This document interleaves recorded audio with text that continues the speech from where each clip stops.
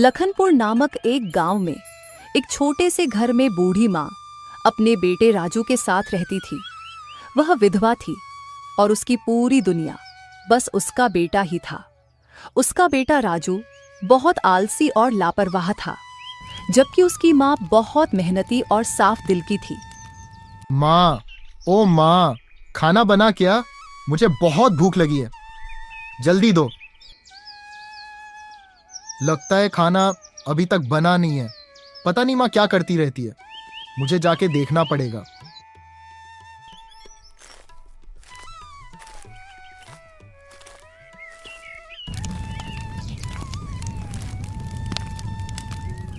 माँ, अभी तक खाना नहीं बना क्या? हाँ बेटा, बस बन ही गया। पर तूने आज खेतों में काम किया या नहीं? अरे माँ, तुम हर रोज वही सवाल पूछती हो।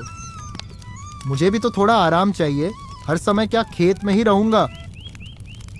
बेटा, गुस्सा क्यों करता है? खेत तो हमारा जीवन है। अगर हम मेहनत नहीं करेंगे तो खाएंगे क्या? तुम हर बार यही पुरानी बातें करती हो। अरे आजकल ये खेत वेट में कुछ नहीं रखा है। गांव के सब लड़के शहर जा रहे हैं और एक तुम हो कि मुझे कहीं जाने नहीं देती। राजू अपनी माँ से अपनी नाराजगी जता के बाहर चला जाता है।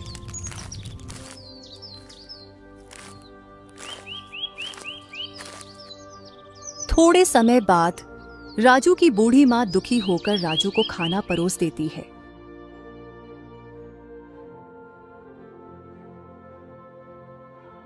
और फिर वहां से चली जाती है।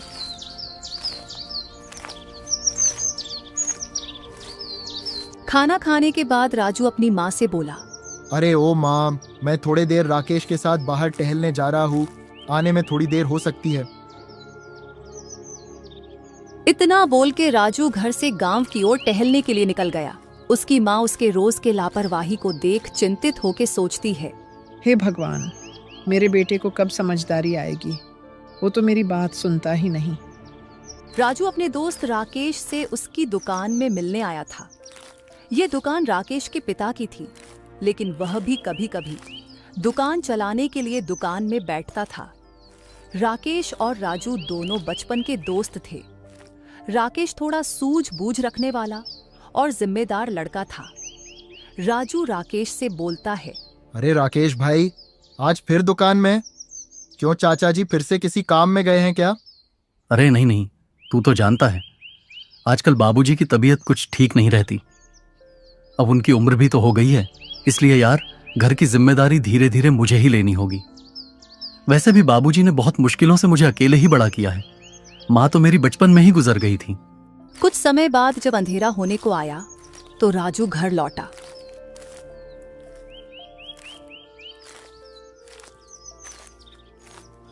और उसने देखा कि उसकी माँ एक चारपाई पर सो रही थी। राजू अपनी माँ को आवाज लगाते हुए बोला, माँ, ओ माँ, तुम क्या मुझे भूल गई हो? अरे मुझे खाना चाहिए। तुम तो मुझे खाना दिए बिना ही सो गई। बेटा, मैंने अभी कुछ नहीं बनाया खाने के लिए। मेरी तबीयत कुछ ठीक नहीं है। रसोई में जाके देख, शायद कुछ दिन का बचा हुआ रखी होगी। तू गरम करके खा ले। अपनी माँ के मुंह से यह सुनकर राजू बड़बड़ाते हुए रसोई घर में गया। ये मेरी माँ भी ना खुद भी कुछ नहीं खाई और मेरे लिए भी कुछ नहीं बनाया। ये सब सोच के राजू रसोई में दिन का बचा हुआ कुछ खाना खाकर सोने जाता है।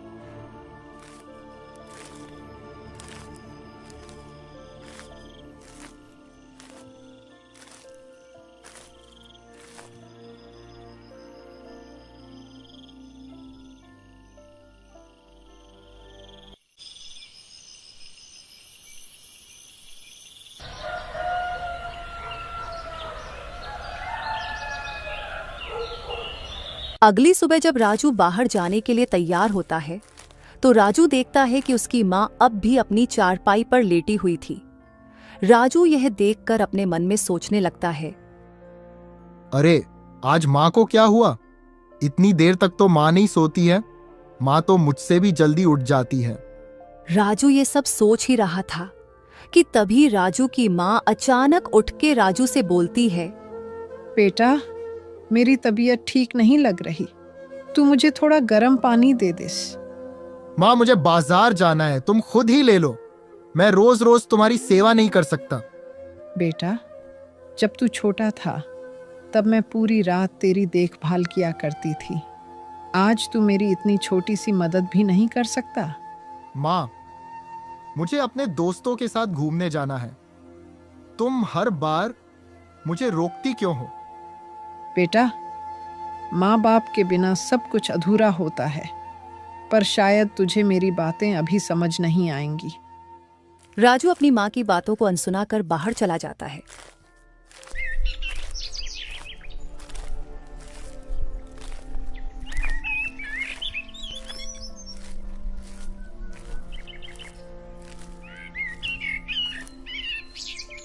कुछ समय बाद राजू अपने दोस्त राकेश से मिलता है।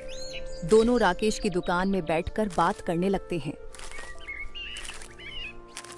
अरे राकेश भाई, हमारे हमउम्र के लगभग सभी किसी न किसी काम से गांव के बाहर गए हैं, और एक हम हैं जो इसी गांव में खेती मजदूरी कर रहे हैं। अरे तू ऐसा क्यों बोल रहा है? अच्छा ही है ना, हम गांव में अपने अपनों के साथ रहते हैं और हमें कभी भी दूसरों की जिंदगी से खुद की जिंदगी को तुलना नहीं करनी चाहिए। वाह, तू तो बहुत बड़ी बड़ी बातें करने लगा है। ये सब बड़ी बड़ी बातें नहीं हैं। हम अब बड़े हो गए हैं, हमें अब घर की जिम्मेदारी उठाना सीखना होगा। तू भी थोड़ा अपनी माँ का ख्याल रखा कर, समझा? अरे ठीक है, इतना ज्ञान मत दे। अभी मैं चलता हूँ, मुझे बहुत भूख लगी है। राजू ये बोल के चिड़चिड़ा मन से घर को लौटता है।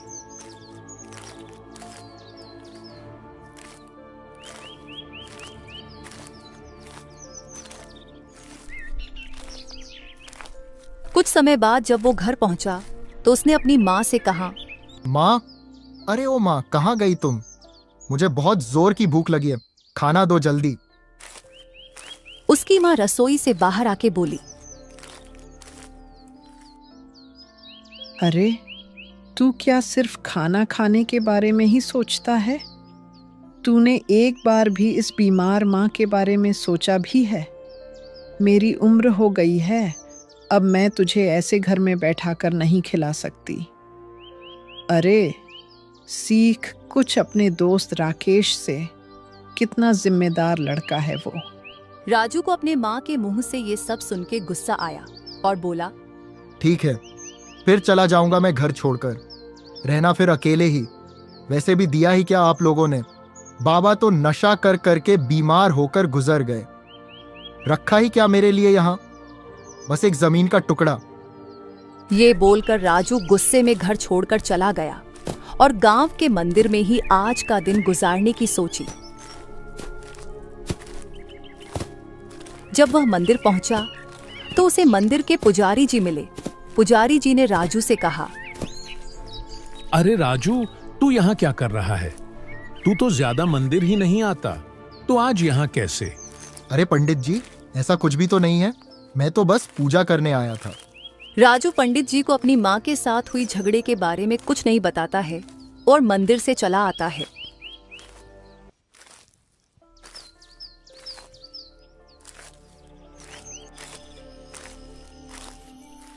थोड़ी देर बाद शाम भी हो जाती है। राजू थक हार कर घर लौट आता है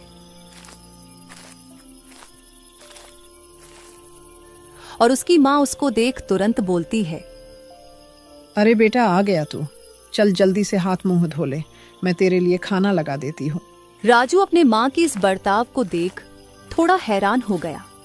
उसने मन ही मन सोचा, आज तो मैंने माँ को इतनी बातें सुनाई थी, फिर माँ मेरे साथ अभी इतना अच्छा व्यवहार कर रही है। मुझे तो लगा था माँ आज मुझसे बहुत गुस्सा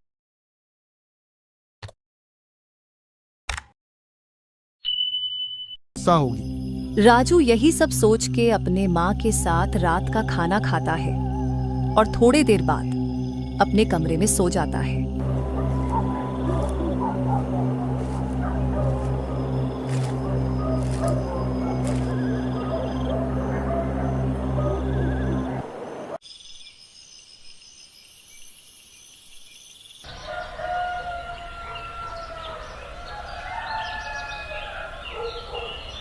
अगली सुबह राजू फिर से राकेश की दुकान में जाता है।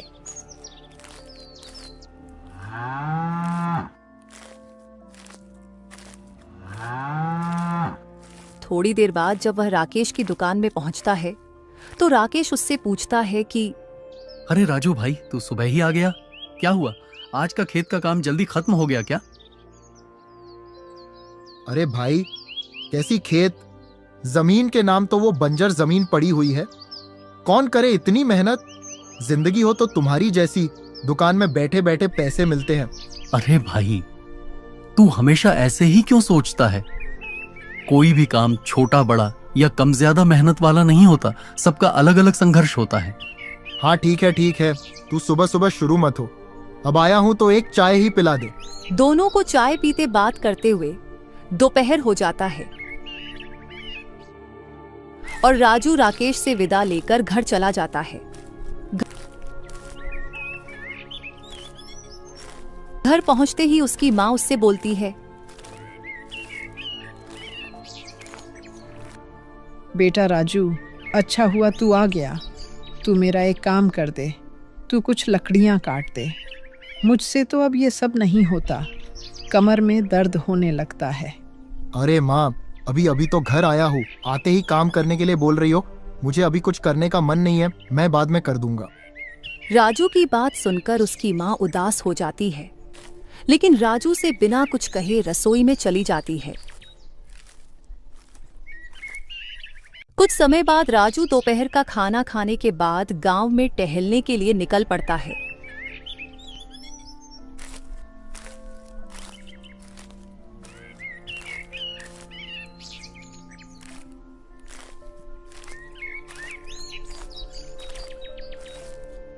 रास्ते में उसको भूपति नाम का एक जमींदार मिलता है।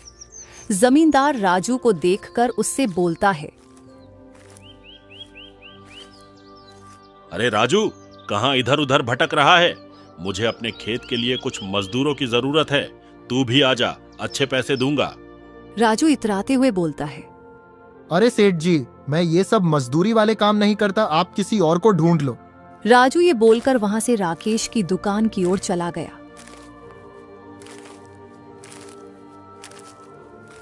राकेश राजू को देखकर पूछता है, अरे राजू भाई, तू अभी थोड़ी देर पहले ही तो यहाँ से गया था ना, अभी फिर से आ गया?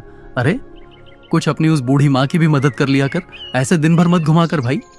अरे अब तू शुरू मत हो यार, सब लोग तो बस मुझे ही सुनाते रहता है। अरे सहन से जीने भी दोगे तुम लोग? अरे तू गुस्सा क्यों कर रहा है? मैं तो तेरे ही भले के लिए बोलता हूँ। ये सब छोड़, अभी मेरे मन में एक विचार आया है। मैं सोच रहा हूँ कि मैं भी तेरे ही तरह एक गांव में ही दुकान खोल लूं।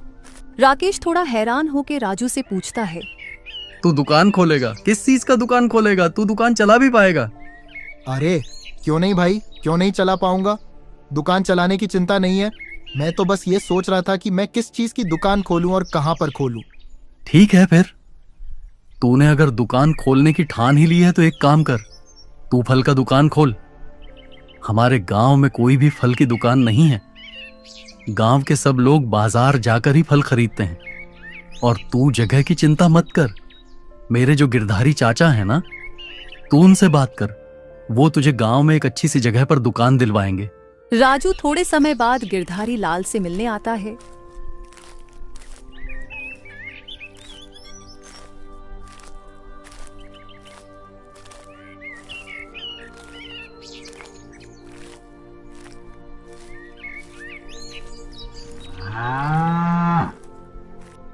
चाचा, अरे ओ गिरधारी चाचा, थोड़ा बाहर तो आइए, आपसे कुछ बात करनी है।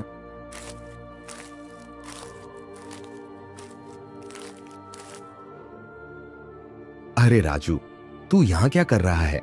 कुछ काम था क्या? हाँ चाचा, राकेश ने बताया कि आप ही मेरी मदद कर सकते हो। मुझे गांव में एक दुकान खोलनी है और मुझे एक अच्छी सी जगह चाहिए थी। अरे वाह, ये तो अच्छी बात है। आखिर तू भी जिम्मेदार लड़का बन ही गया है। ठीक है, मैं कुछ इंतजाम करता हूँ, लेकिन हाँ, दुकान का भाड़ा हर महीने समय पर देना होगा। ठीक है, मुझे मंजूर है। आपको बहुत बहुत धन्यवाद। ऐसे ही कुछ दिनों में राजू इधर उधर से कुछ पैसे जुटाकर दुकान खोल लेता है। लेकिन राजू दुकानदारी में कच्चा था उसे तो अपने ग्राहकों के साथ ठीक से व्यवहार भी नहीं करना आता था। धीरे धीरे राजू का दुकानदारी में भी मन नहीं लग रहा था। अरे मैं तो थक गया हूँ दुकान में बैठते बैठते। आज तो ग्राहक भी नहीं आ रही है। कितने दिनों से कहीं घूमने भी नहीं जा पा रहा। ये दुकानदारी से अच्छा तो घर में थोड़ा सो ही लेता। ये सब सोच के राजू दुकान बंद करके घर की ओर निकल गया।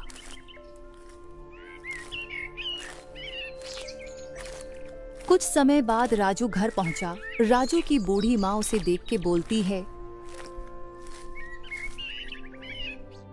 बेटा राजू, तू आज इतनी जल्दी घर आ गया। आज क्या बिक्री अच्छी हुई है? क्या खाक बिक्री? दुकान में तो एक भी ग्राहक नहीं है। लगता है आजकल के लोग फलों का लुत्फ उठाना भूल गए हैं। ऐसे में पूरा दिन दुकान में कौन बैठेगा? इतने अच्छे से तो घर में थोड़ा आराम ही कर लिया जाए। वैसे भी आज मौसम अच्छा नहीं लग रहा। लगता है बारिश होने वाली है। ठीक है, फिर आज तू थोड़ा आराम ही कर ले। बारिश भी होने वाली है। लेकिन बेटा, कल याद से दुकान में चले जाना। तू ऐसे रोज रोज आराम के बारे में सोचेगा तो कैसे चलेगा? बहुत मुश्किलों से तो तुझे ये दुकान मिली है। इसे अपनी आलस की वजह से हाथ से मत जाने देना। हाँ माँ, ठीक है। तुम इतनी चिंता क्यों करती रहती हो? अभी तुम यहाँ से जाओ, मुझे थोड़ा आराम करने दो। ये बोल के राजू अपने चारपाई में लेट जाता है और उसकी माँ खाना बनाने के लिए रसोई चली जाती है। और तभी हल्की हल्की बारिश भी होने लगती है। एक दिन जब रामू नाम का एक व्यक्ति उसकी दुकान में आया।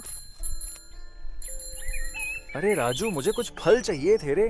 तू कुछ अच्छे फल निकाल दे मुझे। एक काम कर, मुझे 1 दर्जन केले और 1 किलो सेब दे। लेकिन ये तो बता, सेब कितने किलो हैं? अरे चाचा, क्या दाम के बारे में पूछते हो? गांव के लोगों से क्या ज्यादा पैसे लूंगा? आपको सिर्फ 200 रुपए किलो के भाव में दे दूंगा। अरे अरे, पागल हो गया है क्या? इतना दाम किस बात का भाई? बाजार में तो 150 रुपए किलो मिलता है। तू तो यहाँ गांव वालों को लूट रहा है रे। अरे ओ चाचा, लेना है तो लो, वरना निकल लो। ये लूटने की बात मत करो, ठीक है? हाँ हाँ, जा रहा हूँ। वैसे भी कौन ही तेरी दुकान से फल खरीदेगा? रामू राजू की कड़वी बातें सुन के वहां से चला जाता है।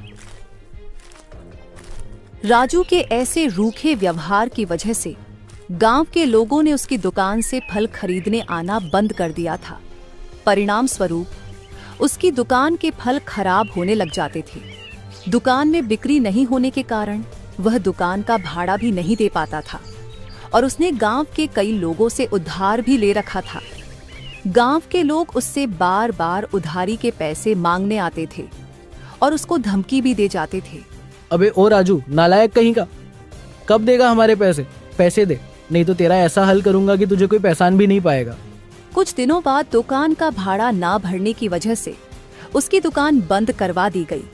लेकिन वह इतना लापरवाह लड़का था कि उस पर इन सब चीजों का कुछ प्रभाव नहीं हो रहा था।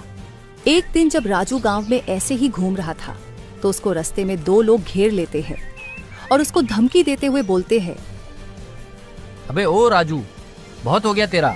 सीधे सीधे हमारे पैसे वापस कर, नहीं तो तुझे बहुत पीटेंगे और सारा पैसा यहीं वसूलेंगे। अरे अरे भाई, इतना गुस्सा मत करो। मैं आज ही तुम लोगों का पैसा वापस कर दूंगा। ठीक है, आज शाम तक पैसे मिल जाने चाहिए, नहीं तो तेरा बुरा हाल कर देंगे। राजू उन लोगों की बात से बहुत डर जाता है और परेशान होने लगता है। तभी उसके मन में एक ख्याल आता है। माँ के पास कुछ गहने हैं, मैं जाकर फिलहाल उनको लेकर जमींदार के पास गिरवी रखकर गांव वालों का उधार चुकता कर देता हूँ, नहीं तो मेरी बहुत पिटाई होगी। ये सब सोच के राजू अपने माँ के गहने चुपचाप चुरा कर जमींदार के पास गिरवी रखने जाता है।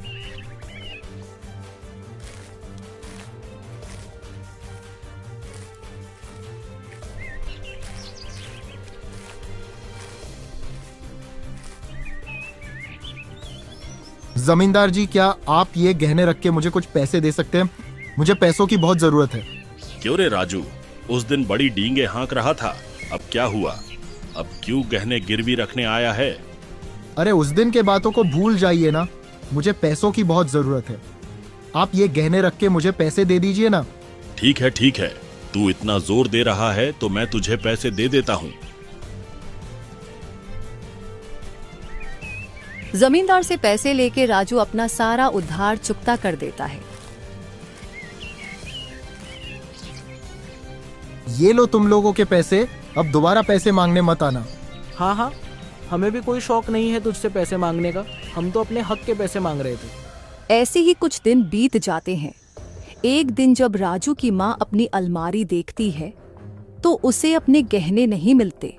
गहने नहीं मिलने पर वह बहुत परेशान हो जाती है और हड़बड़ाते हुए राजू को ढूंढने गांव में निकल जाती है।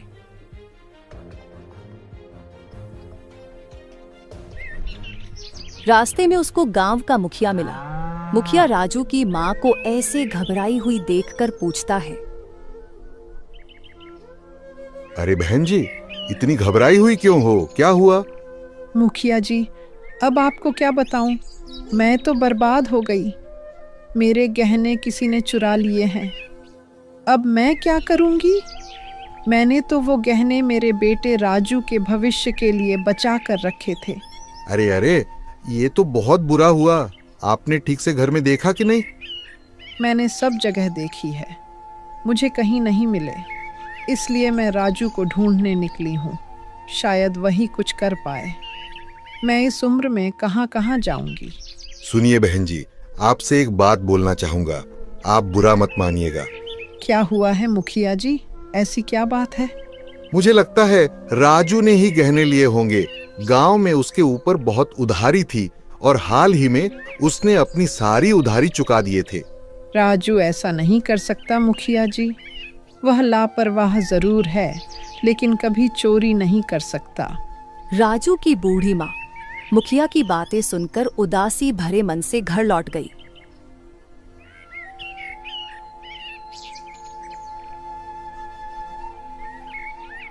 कुछ समय बाद जब राजू घर आया तो उसकी माँ ने उससे सीधे सवाल किया, राजू तू सच सच बता, क्या तूने ही मेरी अलमारी से गहने लिए हैं? अपने माँ से ये सुनने के बाद राजू कुछ भी नहीं छुपाता है और अपनी माँ को सब कुछ बता देता है। राजू के मुंह से यह सब सुनने के बाद उसकी माँ उससे गुस्से में बोलती है, अरे नालायक, तू अब अपने ही घर में चोरी भी करने लगा? क्या मैंने तुझे यही संस्कार दिए थे? अब मैं तुझे क्या ही दोष दूं? मेरे ही भाग्य खराब थे जो मुझे तुझ जैसा नालायक बेटा मिला। अपने माँ के मुंह से यह सब सुनने के बाद राजू गुस्से में घर से निकल जाता है और जाकर राकेश की दुकान में बैठता है। राकेश उसको देखकर उससे पूछता है, राजू तू इतने गुस्से में क्यों है भाई? मत पूछो यार, मेरा जिंदगी तो नर्क बन गया है। रोज रोज माँ मेरे साथ झगड़ा करती है और आज तो हद ही हो गई। माँ को मैंने सब कुछ सच बताया, फिर भी माँ ने मुझे बहुत कुछ सुनाया। अरे हुआ क्या वो तो बता पहले। देख भाई, तू तो जानता ही है मुझसे दुकानदारी नहीं हुई और मुझ पर कितना उधारी आ गया था। इसीलिए मैंने अपनी माँ के गहने गिरवी रख के सारे उधारी चुकता कर दी। और वैसे भी माँ तो वो सारे गहने मेरे लिए ही रखे थे ना। अब मुसीबत के समय में वो गहने मैंने अगर इस्तेमाल कर ली तो क्या गलत किया? मेरे घर वालों ने मेरे लिए आखिर किया ही क्या है? जायदाद के नाम पे सिर्फ एक टुकड़ा जमीन और बस थोड़े से गहने। जब उससे मेरा कुछ भला हुआ तो उससे भी माँ को दिक्कत है। मैं तो तंग आ गया हूं माँ से। तू पागल हो गया है क्या? कुछ भी बोले जा रहा है। अरे तेरी माँ तो तेरे भले के लिए ही बोलती है ना। तूने वो गहने लिए नहीं, तूने वो गहने चुराए हैं। और चोरी करना अच्छी बात होती है क्या? तू कभी नहीं समझेगा माँ की कीमत। मुझसे पूछ, माँ के बिना कैसा लगता है? तू तो हमेशा मेरे माँ की ही पक्ष लेता है। तू मेरा दोस्त है या नहीं? राजू जब यह सब राकेश से कह रहा था तो राकेश का पिता भी यह सारी बातें सुन लेता है और वह राजू से बोलता है,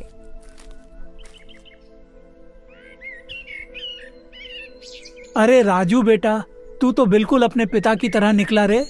तेरी वो बेचारी बूढ़ी माँ ने तेरे लिए क्या क्या नहीं किया, लेकिन तू है कि अपनी माँ के बारे में ऐसी सोच रखता है। तू कितना बुरा बेटा है रे। तू तो बिल्कुल अपने पिता की तरह लापरवाह और स्वार्थी है। तेरे पिता ने तो अपने नशे के लिए तेरे दादाजी से मिली हुई सारी जमीन बेचकर खत्म कर दी, लेकिन तेरी माँ ने तेरे पिता से लड़कर तेरे भविष्य के खातिर थोड़ी जमीन बचा ली।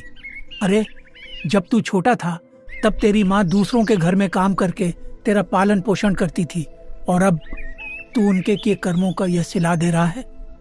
राकेश के पिता से यह सुनने के बाद राजू को बहुत बुरा लगा और उसको अपने माँ के साथ किए हुए बुरे बर्ताव का पछतावा होने लगा।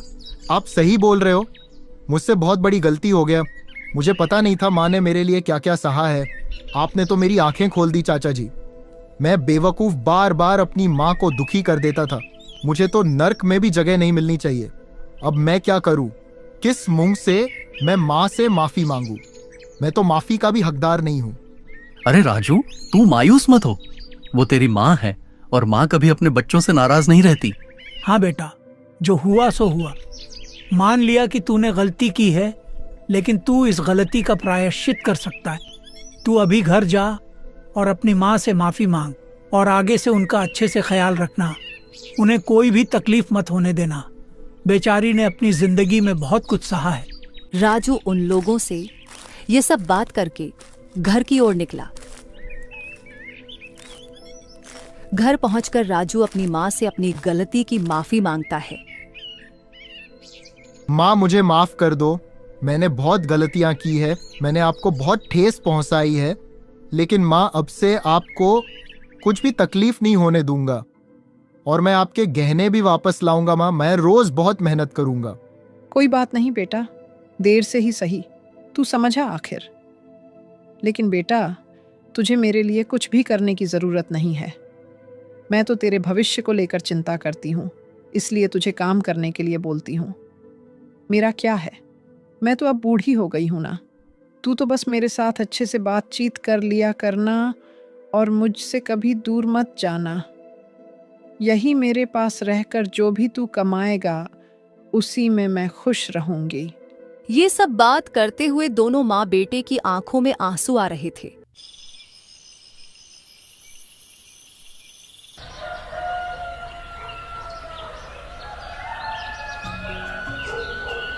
अगली सुबह राजू पूरे जोश में अपनी जमीन में खेती करने के लिए चला जाता है। ऐसे ही राजू रोज मेहनत से खेती बाड़ी या मजदूरी करके अपनी माँ के साथ खुशी से जीवन बिताने लगता है।